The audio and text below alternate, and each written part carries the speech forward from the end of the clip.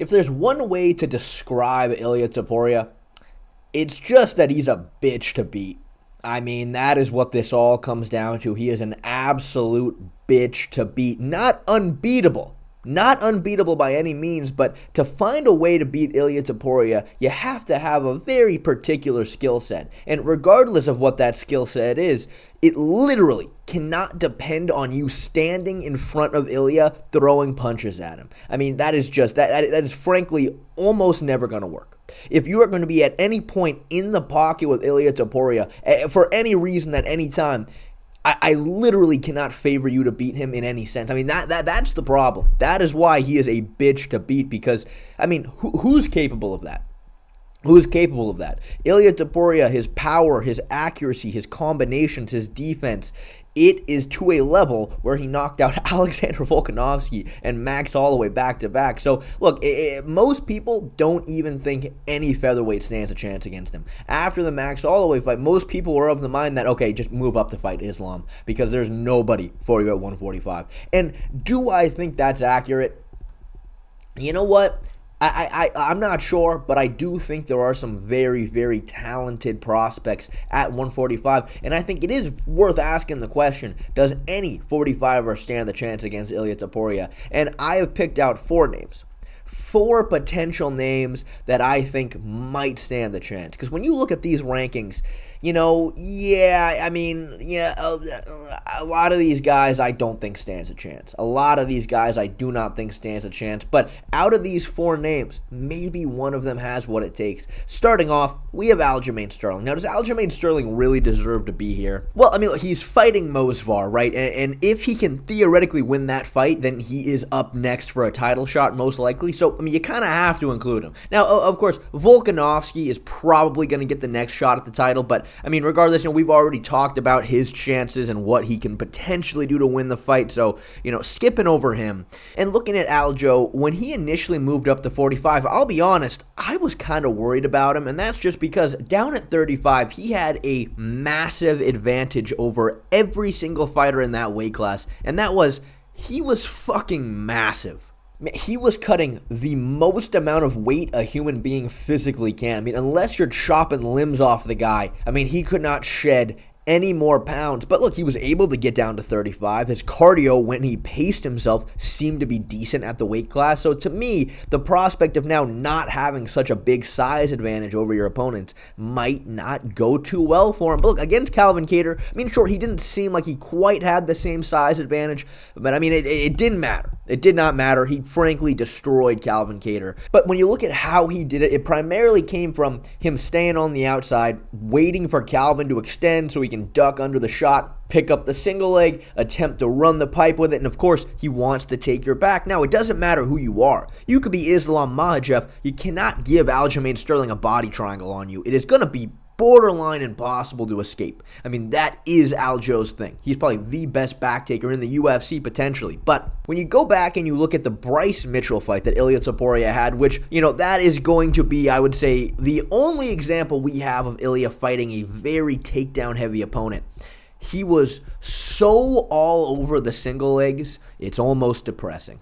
It's almost depressing if you're Aljamain Sterling. I mean, Ilia, the one big benefit of him kind of having that low stance, a lot of weight on that front leg, I mean, he's very ready for those single legs. Extremely ready. He was down blocking so well every single time Bryce shot. The one time Bryce got him down was frankly because Ilia just kind of stopped respecting him. He just started walking forward, bobbing his head back and forth, and he just ran right into the single leg. But, I mean, every other moment that Ilia was ready, he never got close to finishing a takedown that way. With the boxing heavy stance, single legs are just going to be difficult because, again, the reason why a pure Muay Thai stance doesn't really translate well in MMA is because you're not putting any weight on that front leg. So, I mean, if you're Charles Oliveira and you just don't care about getting taken down, well, I mean, you can use that Thai style. Or, if you're Jose Aldo, who has historically always had a rock solid takedown defense, you can kind of get away with it. But trying to pick up the single leg against somebody already putting a ton of weight on that lead leg, it's just going to make it that much harder to pick it up.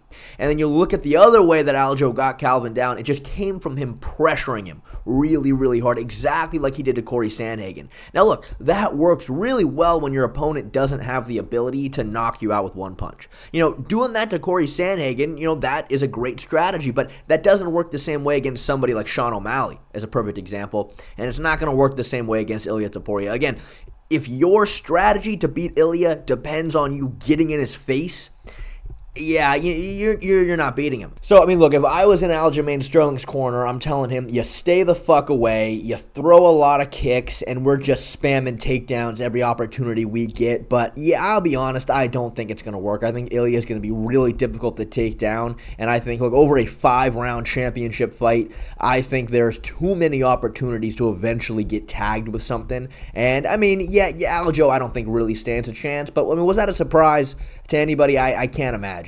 And the next guy we got here, it's a bit of a fun one to ponder about, but it's difficult to speak definitively on. Gene Silva.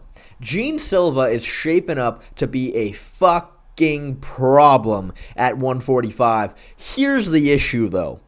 The Weston Wilson fight, that doesn't really tell us a whole lot. The Charles Jourdain fight, look, Jourdain is legitimately very, very skillful, but the guy's a 35er. Now, the Drew Dober fight, I think it's the one fight we can look at and definitively say, okay, Gene Silva is fucking insane. But again, Drew Dober, he had a really big size advantage, a big strength and power advantage. But, when you look at that matchup, what you're going to see is Drew Dober standing on the outside, not using any feints, not using any setups. He would just choose random moments to explode forward with punches, and Silva was just brutalizing him at every single opportunity because Drew Dober, again, doesn't really have striking fundamentals. He relies very heavily on power and speed, whereas Gene Silva has really good timing, really good accuracy, and really good combinations. And look, I think potentially Gene Silva could be a very difficult fight for somebody like Ilia, but again, it's difficult to speak definitively on. The one thing about the Drew Dober fight that I really, really liked is that any moment that Gene was right in his face, he was covering up very well. He was always looking to maintain distance. He was always keeping the fight at his range. He was never reckless a single moment in that fight. And honestly, Drew did not land anything. I don't think he landed one meaningful punch that landed flush.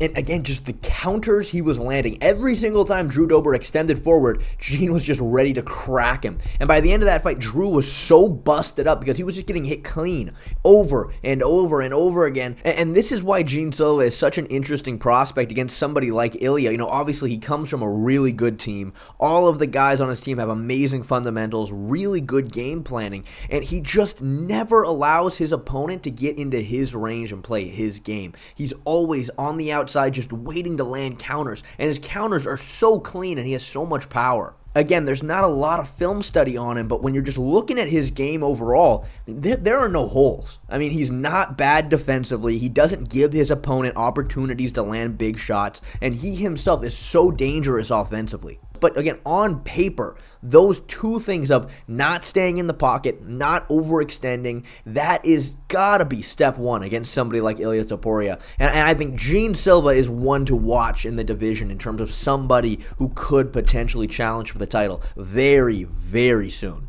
And now we have, arguably, potentially the toughest fight for Ilia Topuria possible. Look, it's tough to say. It's close with the next guy we'll talk about. But Mosvar Evloev, he's undefeated, just like Ilia, which, could potentially be a very hyped fight. Two undefeated fighters going for the title. And look, Mosvar Evloev, first things first. Holy shit, is this guy saucy. Just look at him. Look, I've talked very in-depth in the past about these Russian fighters, man. Either there's something in the water over there, or the state-sponsored doping program that has always been around is still around. You know what I mean? But, just fucking look at this guy. So saucy, so jacked. And, that's going to help him. That's going to help him big time. In my mind, he's the best wrestler at 145. His wrestling is absolutely absurd. And crazy enough, though, his background is Greco-Roman wrestling, just like Ilia's. But, he's very, very single leg heavy, double leg heavy. And, he's very Habib-esque in one particular way, which is he loves taking your back standing. And he doesn't try to get his hooks in, though. He doesn't actually want to take your back. He wants to just keep mat returning you over and over and over again, which, is quite demoralizing, for sure. Now, to me, the scary thing about Mosvar is he's so fucking sticky. He's so fucking sticky. And yeah, I mean sticky in kind of a gross way. In kind of a way that he gets a hold of you and you just can't shake this guy off. I mean, it's like he's covered in semen or something. And I just don't, I mean, there are other sticky substances other than semen. Like, I promise, I don't know why that came to my mind. I don't know why, I don't think about semen regularly, if that's what you're wondering. Especially not Mosvar covered in semen. Like, that's the last thing that I would be thinking of. Which is, again, I don't know why that came to my mind exactly, but okay, regardless, when he shoots takedowns on you, it's so hard to get him off of you. That's the point I was trying to make with all of this. I mean, you look at this very first single leg he picked up against Arnold Allen. Arnold completely turns away. He's pushing Mosvar's head. The defense is perfect. Right here, there, in theory, shouldn't really be anything stopping him from just kicking out now, freeing his leg. But man, Mosvar was just stuck to him like semen, like glue. He was stuck to him like glue. It was so hard to get him off, just pushed him up against the fence. And when he would complete takedowns, Allen would do a good job Granby rolling, always causing scrambles. But Mosvar, it's so hard to get him off of you, and he's not trying to advance in position necessarily. He doesn't want to take your back. He doesn't want to just hold you flat down. I mean, he will if he can.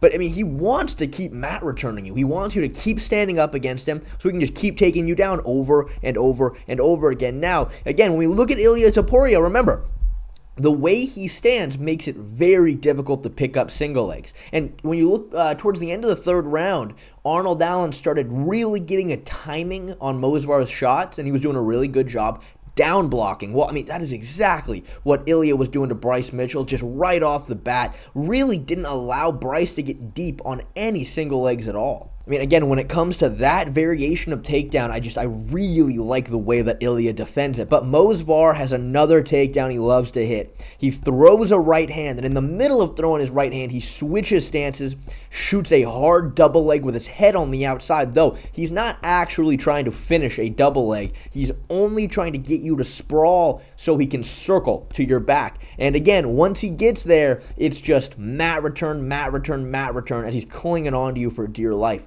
And that is a problem, though. Here is where I start getting really worried for Mosvar, is because in order to set up this shot, he'll just throw a lot of right hands right in the pocket, kind of feinting that level change. Now, here's the problem. He was leaving a lot of opportunities to get countered doing this. I mean, Arnold Allen was just narrowly missing. But I mean, look, the opportunity is there. And it's an opportunity you just cannot give to Ilia Topuria. Though, I mean, one thing I will say about Mosvar's style overall that does make it difficult to go up against is the fact that, for decent portions of his fights, he likes to hang back. He likes to hang back, stay long, not overextend, just kind of jab and move, and it makes that difficult as a striker. Because if you step forward overextending on punches, well, he's immediately going to shoot. But at the same time, he's kind of forcing you to do that. I mean, that's the only opportunity you have to land something big because, again, for the most part, he's not really going to be overextending. And look, you would assume in a matchup against Ilia Topuria, any competent coach, this is what they would game plan. They would say, stay away from Ilia, try to get him to step in with punches and make him run into a takedown. That's what I would tell Mosvar to do, but here's a big issue, though. On the outside, Ilia is going to be landing brutal calf kicks. Nobody in the game throws calf kicks as hard as Ilia does. Guys get fucking stunned by them. And you look at Mosvar versus Diego Lopes, the very beginning of that fight, Diego lands 3 calf kicks in a row, and Mosvar didn't even really make an attempt to check them. So, I mean, here's what I see happening with this matchup based on competent game planning. I kind of see a game of chicken going on. I see Mosvar, really avoiding his typical, right hand stance switch double leg because he's not going to want to extend on Ilia first. He knows Ilia is too dangerous with the counter, so he'll try to hang out on the outside. Well, Ilia will know that if he steps in with punches, he's giving Mosvar the opportunity to shoot on him. So they're going to kind of be on the outside for a portion of time where I think Ilia has the advantage with the calf kicks. And, again, Ilia's stance is so low. He's already putting so much weight on that front leg, and he is always shown to be so ready for guys to shoot on him. I think it's a very difficult prospect for somebody who needs to be takedown heavy. I don't think that it's impossible for Mosvar to take down Ilia, but I think it's going to come from him having to set up a really good shot. And I think that just leaves too much of an opportunity for him getting countered and getting knocked out at some point. He's not going to finish Ilia with his takedowns. I mean, it's just not going to happen. And over a 5-round championship fight, that just leaves too much time. That gives Ilia too many opportunities, in my opinion, to find the right shot. Even if the entire training camp is dedicated to just minimizing any opportunity of throwing any punch that leaves himself open to get countered. I mean, 2 things. For one, that's going to make it really difficult to get deep on takedowns. If you're not giving Ilia anything to worry about on the feet, he's going to be so ready to defend any takedown you throw at him. And look, at some point, muscle memory is going to kick in. I mean, you look at the Dan Ige fight. Mosvar throws a jab right in the pocket, standing right in front of Ige, and he just counters right over the top. And, you cannot give that to Ilia Topuria. And over a 5-round fight, again, I think the odds are overwhelmingly in the favor that Ilia is eventually going to find the shot that knocks him out. And now, the guy we've all been waiting for, Diego Lopes. Look, man, Diego Lopes, in terms of boxing combinations, in terms of power, accuracy, timing, he, as of right now, is in second place. Now, he's second place to Ilia, and that makes this a very, very interesting fight. Look, in terms of the grappling, I don't know if it's going to play a big role in a potential matchup against Ilia, but Diego Lopes is so fucking nasty off of his back. He should have got the decision over Mosvar. I don't think Mosvar's control time, well, not even do I don't think. Now, Mosvar's control time was not worth the submission threat that Diego was putting on him. I mean, he had him really deep in 2 submissions round 1, had him really deep in a knee bar round 3, and in a really, really deep Kimura that Mosvar had to completely go to his back to survive. And just frankly, yeah, again, that is just factually worth more than the control time according to the judging criteria. And, for that reason, in my mind, the only way Ilia is shooting, the only way he's trying to take Diego Lopes down is if at some point he gets cracked and at some point he gets rocked. Now, is that likely to happen here? But again, Diego Lopes offensively is so dangerous. He was punishing Brian Ortega so bad every single time he moved in with jabs. Every time Ortega jabbed, he was just countering him right off the top, right hand to a hook, and he was landing so clean. I mean, just like Ilia, you cannot give Diego Lopes the opportunity to land clean on you. If you give him an opening, you are severely risking yourself getting knocked out. It is such a dangerous game. But that kind of leads us into phase 2 of breaking down this fight, and it just comes down to the fact that, frankly, Ilia Topuria is a lot cleaner defensively. I mean, I just got to be honest. Diego Lopes has a habit of being very willing to eat a punch in order to land a counter. I mean, he has done this many, many, many times. And again, for almost anybody Diego Lopes would be fighting, this is a terrifying prospect. But unfortunately, he happens to be doing it against the one guy in the division that is better than him at this game. I mean, he just is. Diego Lopes, in order to win this fight, is going to kind of have to just go head-to-head with Ilia in the boxing. And look, Diego does have some advantages. He's taller, he's a bit bigger, but Ilia is better. Ilia is a better boxer. His combinations are cleaner. His defense is a lot better. Diego Lopes kind of has, at times, not a lot of head movement. He kind of stands right in front of you sometimes. I mean, there's a lot of sequences you'll see where, sure, Diego Lopes is landing good shots, but he's just kind of right there to get hit. Ortega, for how badly he got beat up in that fight, did land quite a few clean shots. And for the millionth time, that's the problem with fighting Ilia Topuria, is that 99.9999999999999% of fighters, it's okay to get touched here and there. It's fine. You just really can't do it against Ilia. If you're giving Brian Ortega this opportunity, it's going to be hard to pick you against Ilia. Look, I would say for Diego to have a chance to win this fight, he's going to kind of have to switch up his style. I would like to see him on his bike. I would like to see him really trying to maintain distance. Of course, don't abandon the boxing, but you're going to have to really pick your shots. You're going to have to try to stay away from Ilia, get him a little frustrated, make him try to step in with a big shot, and then look for your counters. Again, it doesn't matter who you are. You don't want to get hit by Diego Lopes, but again, man, Lopes, throughout his entire career, has had a tendency to kind of not have head movement, to kind of stand right in front of you. And, he's eaten some very clean shots from guys that, are not nearly as dangerous as Ilia is. I mean, look, I would give Diego Lopes a better chance of winning this fight than I would give Mosvar. I mean, Ilia is not unhittable. He has been tagged before, and I think Diego Lopes would be the most dangerous boxer that Ilia has ever faced. I mean, I guess other than Josh Emmett, but Josh Emmett just kind of wings overhands like there's no tomorrow. I think Diego Lopes sets it up a hell of a lot better than he does. But at the end of the day, Diego is going to have to just kind of go head up with Ilia. And I'm not favoring anybody in that matchup. So look, at the end of the day, this video was a very long, roundabout way of saying that all of the featherweights are fucked.